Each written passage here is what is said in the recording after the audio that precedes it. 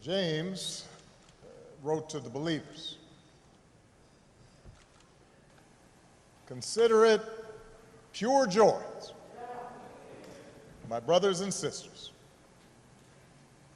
whenever you face trials of many kinds, because you know that the testing of your faith produces perseverance.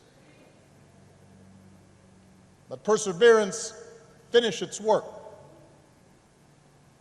so that you may be mature and complete, lacking nothing." It is a great honor to be back in Ebenezer Baptist Church, in the pulpit of its greatest pastor, Dr. Martin Luther King, Jr., to pay my respects to perhaps his finest disciple, an American whose faith was tested again and again to produce a man of pure joy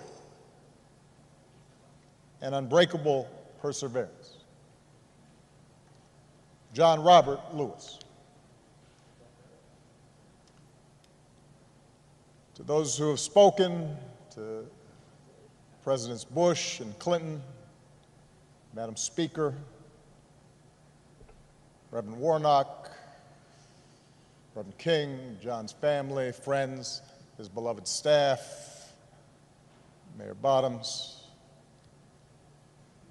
I've come here today because I, like so many Americans, owe a great debt to John Lewis and his forceful vision of freedom. You know, this country is a constant work in progress. We're born with instructions to form a more perfect union. Explicit in those words is the idea that we're imperfect, that what gives each new generation purpose is to take up the unfinished work of the last and carry it further than any might have thought possible. John Lewis, first of the Freedom Riders, head of the Student Nonviolent Coordinating Committee, youngest speaker at the March on Washington, leader of the march from Selma to Montgomery, member of Congress representing the people of this state and this district for 33 years, mentor to young people, including me at the time, until his final day on this earth. He not only embraced that responsibility, but he made it his life's work, which isn't bad for a boy from Troy. John was born into modest means. That means he was poor.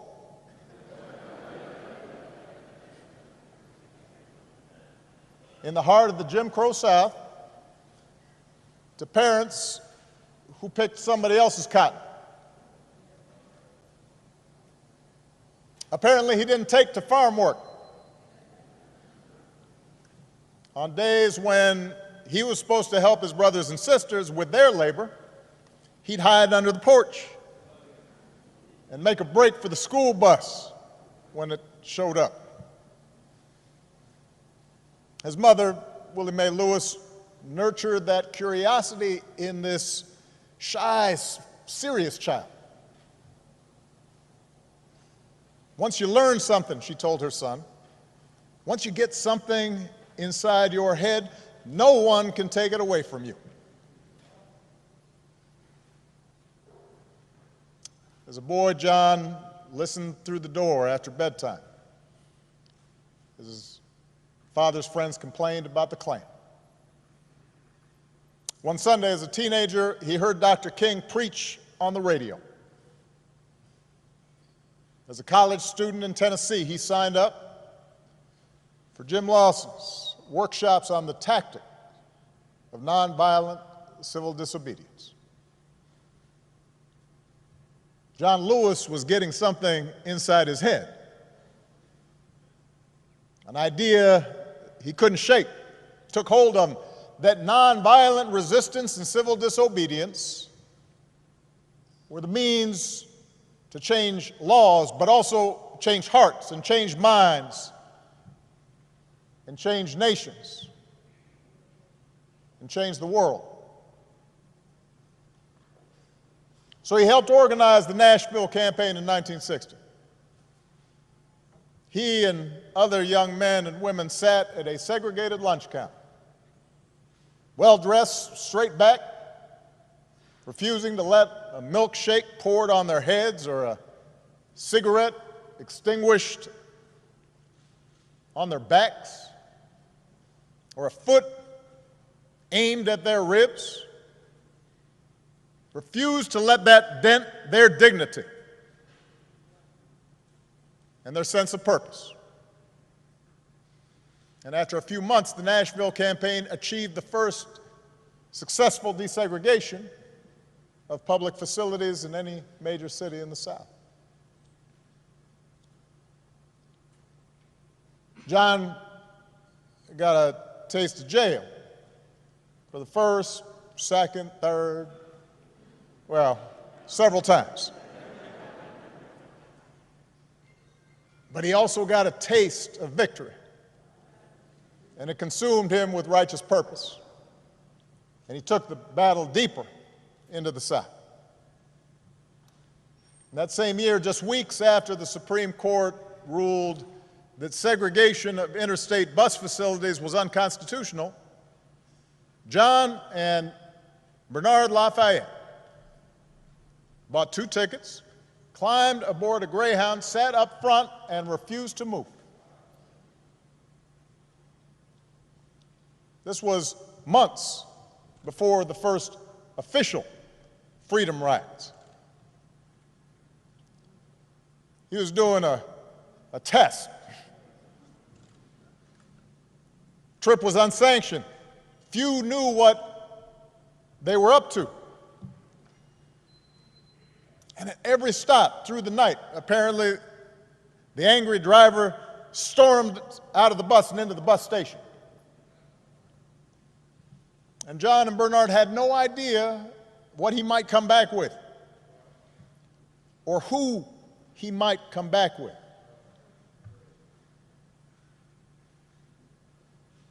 Nobody was there to protect them. There were no camera crews to record events.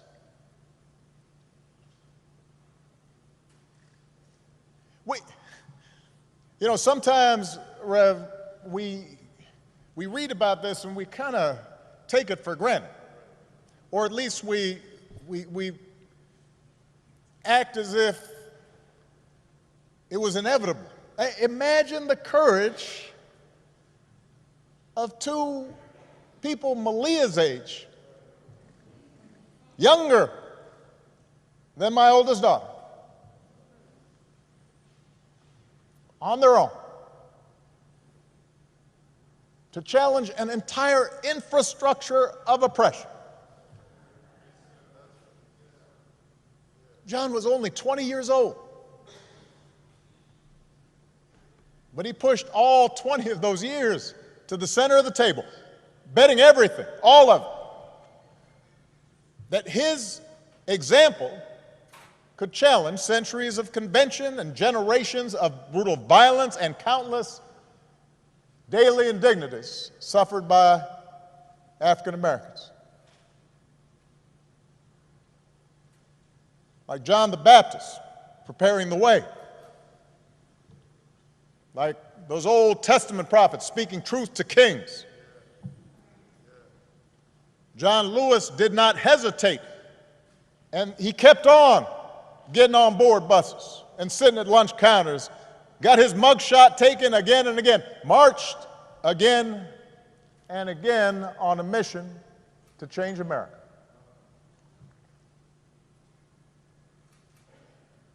Spoke to 250,000 people at the March on Washington when he was just 23. Helped organize the Freedom Summer in Mississippi when he was just 24. At the ripe old age of 25,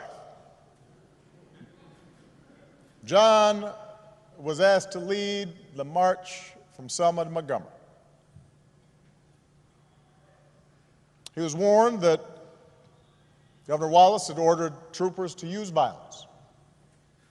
But he and Hosea Williams and others led them across that bridge anyway. And we've all seen the film and the footage and the photographs. President Clinton mentioned the trench coat, the knapsack, the book to read, the apple to eat, the toothbrush. Apparently, jails weren't big on such creature comforts. And you look at those pictures, and John looks so young, and he's small in stature, looking every bit that shy, serious child that his mother had raised, and yet he's full of purpose. God's put perseverance in him.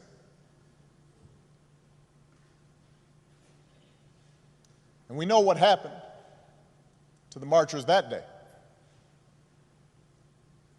Their bones were cracked by billy clubs, their eyes and lungs choked with tear gas. They knelt to pray, which made their heads easier targets. And John was struck in the skull, and he thought he was going to die. Surrounded by the sight of young Americans gagging and bleeding and trampled.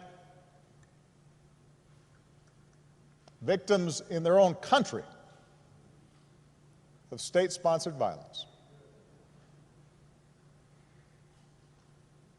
And the thing is, I imagine initially that day, the troopers thought they'd won the battle.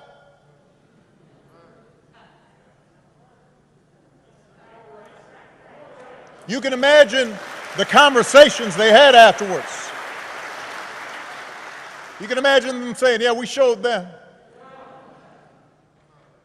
They figured they'd turn the protesters back over the bridge. That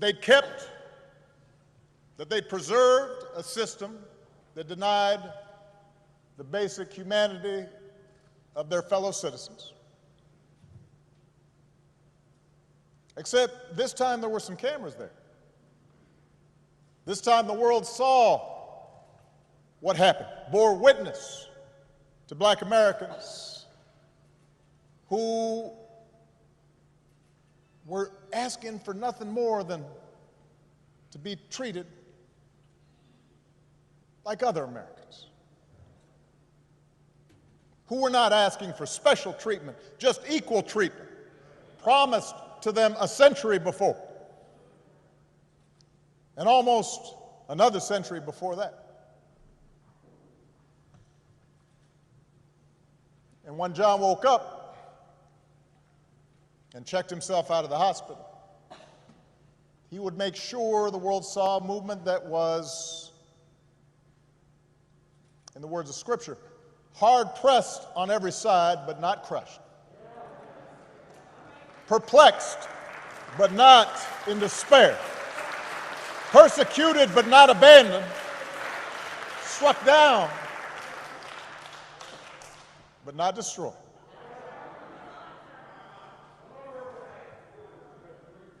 So he returned to Brown Chapel, a battered prophet, bandages around his head. And he said, more marchers will come now. And the people came. And the troopers parted. And the marchers reached Montgomery. And their words reached the White House. And Lyndon Johnson, son of the South, said, we shall overcome. And the Voting Rights Act was signed into law. The life of John Lewis was in so many ways exceptional. It vindicated the faith in our founding, redeemed that faith.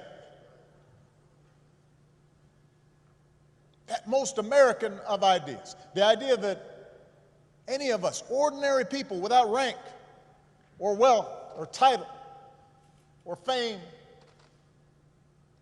can somehow point out the imperfections of this nation and come together and challenge the status quo and decide that it is in our power to remake this country that we love until it more closely aligns with our highest ideals.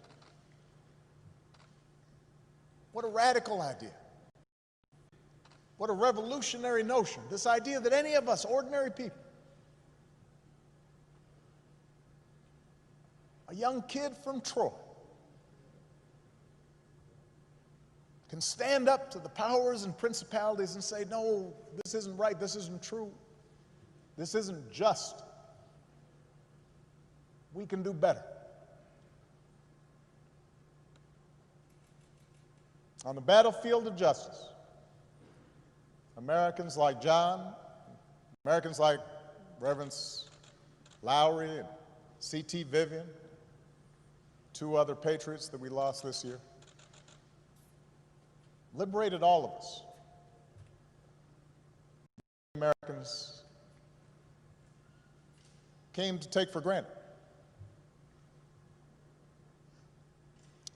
America was built by people like them. America was built by John Lewis's.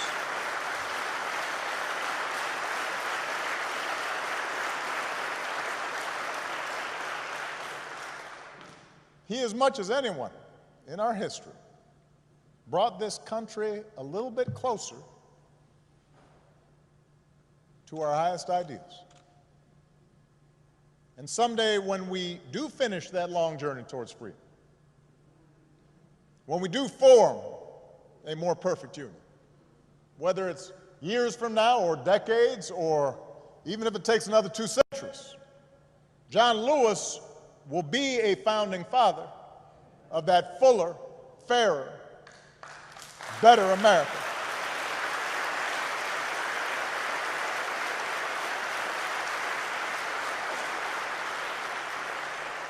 And yet, as exceptional as John was, here's the thing, John never believed that what he did was more than any citizen of this country can do. I mentioned in the statement the day John passed, the thing about John was just how gentle and humble he was.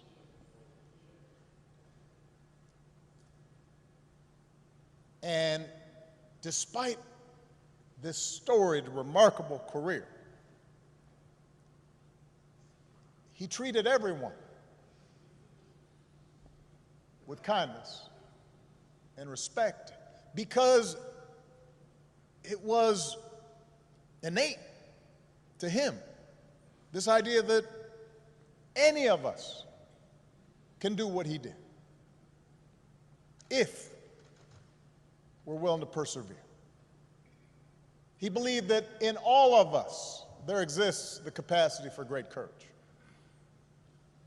That in all of us there's a longing to do what's right. That in all of us there's a willingness to love all people and to extend to them their God-given rights to dignity and respect.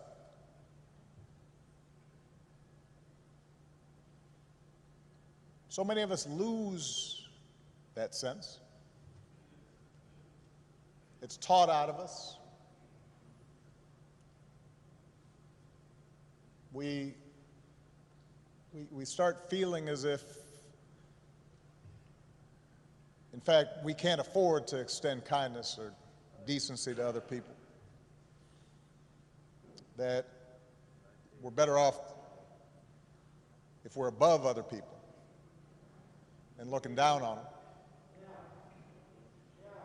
And so often that's encouraged. But John always said, he always saw the best in us. And he never gave up and never stopped speaking out because he saw the best in us. He believed in us even when we didn't believe in ourselves. And as a congressman, he didn't rest. He kept getting himself arrested. As an old man, he didn't sit out any fight. Sat in all night long on the floor of the United States Capitol. I know his staff was stressed.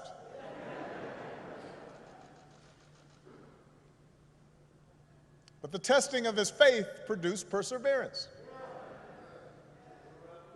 He knew that the march is not over, that the race is not yet won, that we have not yet reached that blessed destination where we are judged by the content of our character.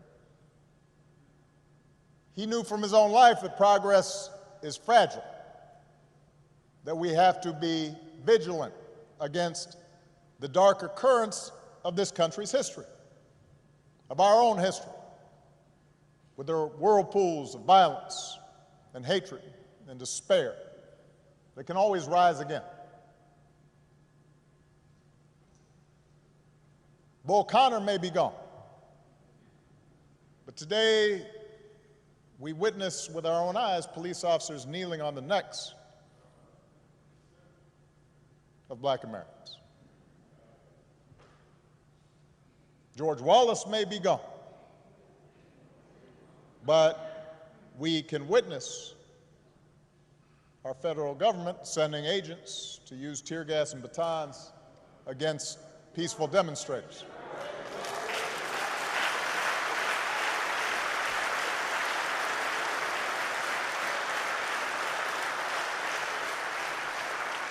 We may no longer have to guess the number of jelly beans in a jar in order to cast a ballot.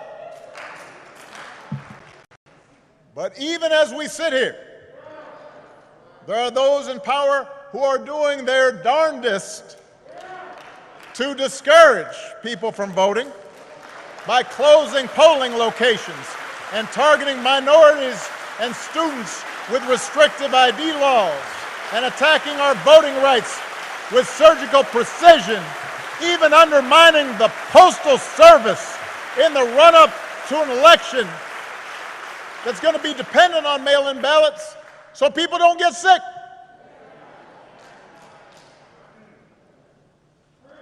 Now, I know this is a celebration of John's life.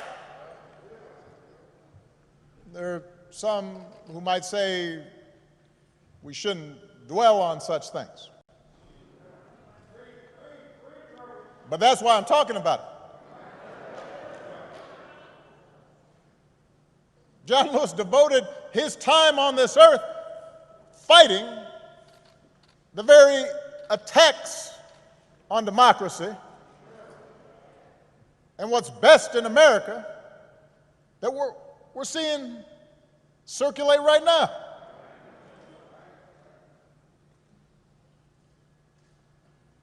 He knew that every single one of us has a God-given power, and that the fate of this democracy depends on how we use it. That democracy isn't automatic. It has to be nurtured. It has to be tended to. We have to work at it. It's hard. And so he knew that it depends on whether we summon a measure, just a measure of John's moral courage to question what's right and what's wrong and call things as they are. He said that as long as he had a breath in his body, he would do everything he could to preserve this democracy. And as long as we have breath in our bodies, we have to continue his cause. If we want our children to grow up in a democracy, not just with elections, but a true democracy, a representative democracy, in a big-hearted, tolerant, vibrant, inclusive America of perpetual self-creation, then we're going to have to be more like John. We don't have to do all the things he had to do because he did them for us. But we got to do something. As the Lord instructed Paul, do not be afraid. Go on speaking. Do not be silent, for I am with you. And no one will attack you to harm you, for I have many in this city who are my people. It's just, everybody's got to come out and vote. We got all those people in the city, but they can't do nothing. Like John, we've got to keep getting into that good trouble. He knew that nonviolent protest is patriotic, a way to raise public awareness and put a spotlight on injustice and make the powers that be uncomfortable. Like John, we don't have to choose between protests and politics. It's not an either-or situation. It's a both-and situation. We have to engage in protests where that's effective, but we also have to translate our passion and our causes into laws, institutional practices. That's why John ran for Congress 34 years ago. Like John, we've got to fight even harder for the most powerful tool that we have, which is the right to vote. The Voting Rights Act is one of the crowning achievements of our democracy. It's why John crossed that bridge. It's why he spilled his blood. And by the way, it was the result of Democratic and Republican efforts. President Bush, who spoke here earlier, and his father signed its renewal when they were in office.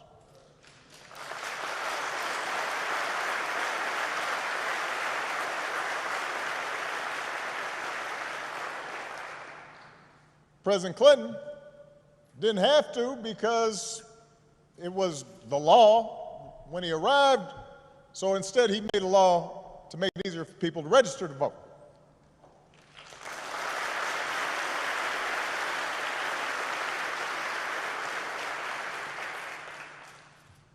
But once the Supreme Court weakened the Voting Rights Act,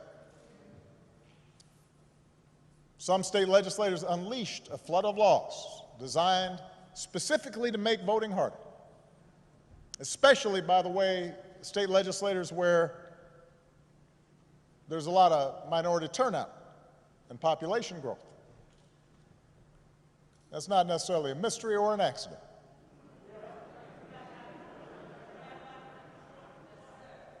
It was an attack on what John fought for. It was an attack on our democratic freedoms. And we should treat it as such. If politicians want to honor John, and I'm so grateful for the legacy and work of all the congressional leaders who are here, but there's a better way than a statement calling him a hero. You want to honor John? Let's honor him by revitalizing the law that he was willing to die for.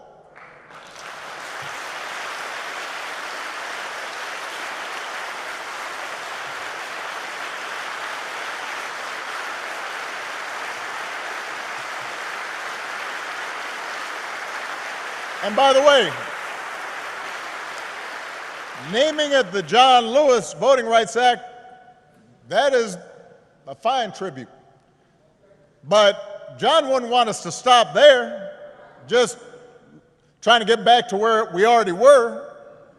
Once we pass the John Lewis Voting Rights Act, we should keep marching to make it even better by making sure every American is automatically registered to vote, including former inmates who've earned their second chance. By adding polling places and expanding early voting and making Election Day a national holiday. So if you are somebody who's working in a factory, or you're a single mom who's got to go to her job and doesn't get time off, you can still cast your ballot by guaranteeing that every American citizen has equal representation in our government, including the American citizens who live in Washington, D.C. and in Puerto Rico. They're Americans.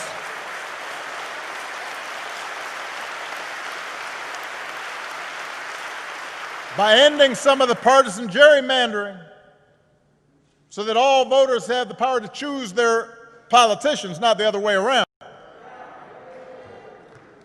And if all this takes eliminating the filibuster, another Jim Crow relic, in order to secure the God-given rights of every American, then that's what we should do. Now, even if we do all this, even if every bogus voter suppression law is struck off the books today, we've got to be honest with ourselves that too many of us choose not to exercise the franchise. Too many of our citizens believe their vote won't make a difference, or they buy into the cynicism that, by the way, is the central strategy of voter suppression, to make you discouraged, to stop believing in your own power. So we're also going to have to remember what John said. If you don't do everything you can do to change things, then they will remain the same. You only pass this way once. You have to give it all you have. As long as young people are protesting in the streets, hoping real change takes hold, I'm hopeful, but we can't casually abandon them at the ballot box. Not when few elections have been as urgent on so many levels as this one. We can't treat voting as an errand to run if we have some time. We have to treat it as the most important action we can take on behalf of democracy. And like John, we have to give it all we have.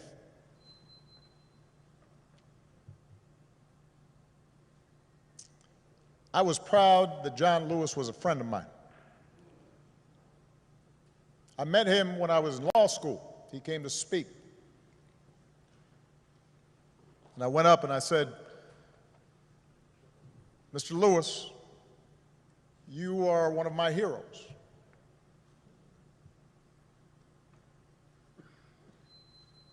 What inspired me more than anything as a young man was to see what you and Reverend Lawson, Bob Moses, and Diane Nash, and others did.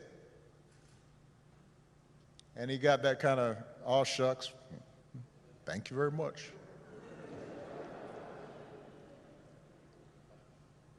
Next time I saw him, I'd been elected to the United States Senate. And I told him, John, I'm here because of you.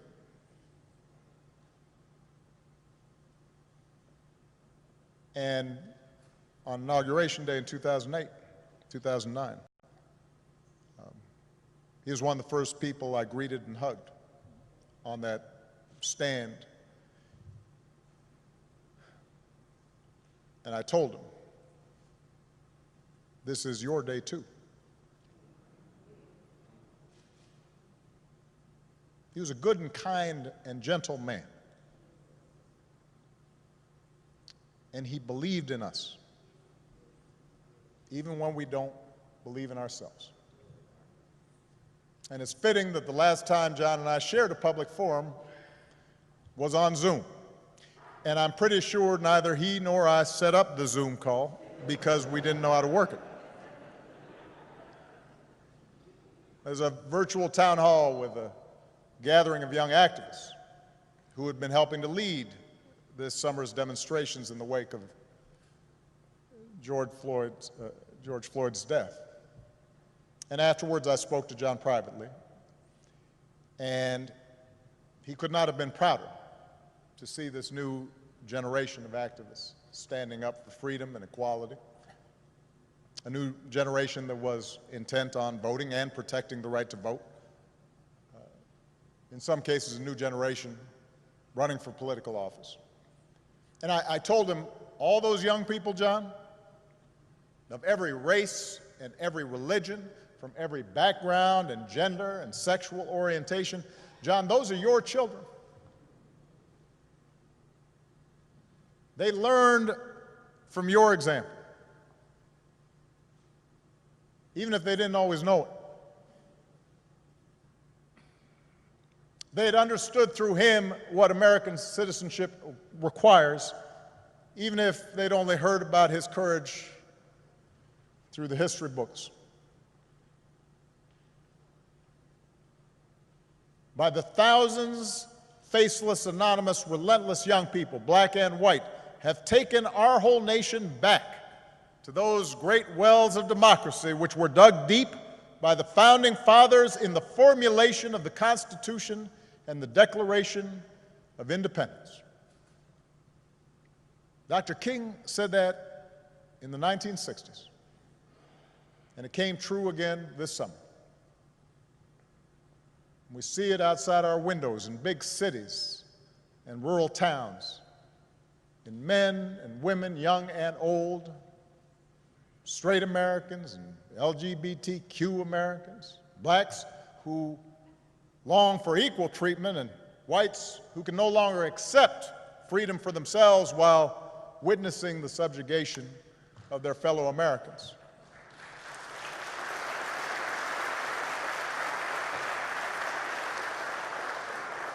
We see it in everybody doing the hard work of overcoming complacency, of overcoming our own fears and our own prejudices, our own hatreds. You see it in people trying to be better, truer versions of ourselves.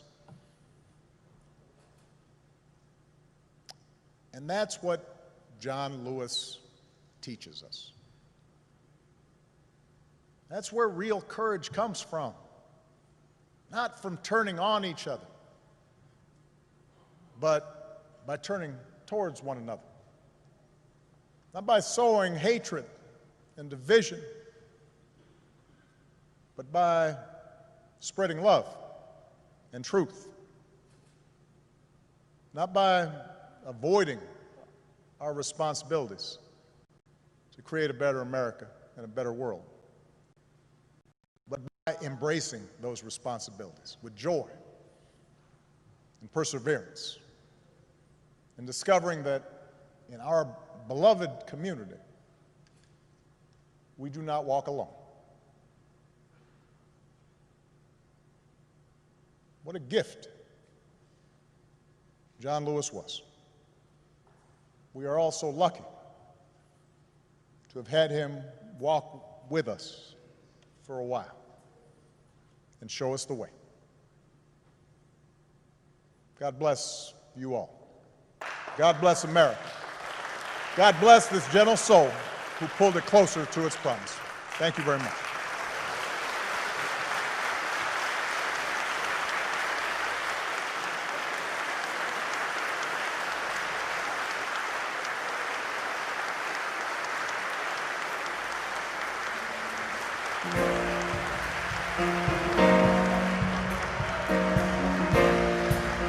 you.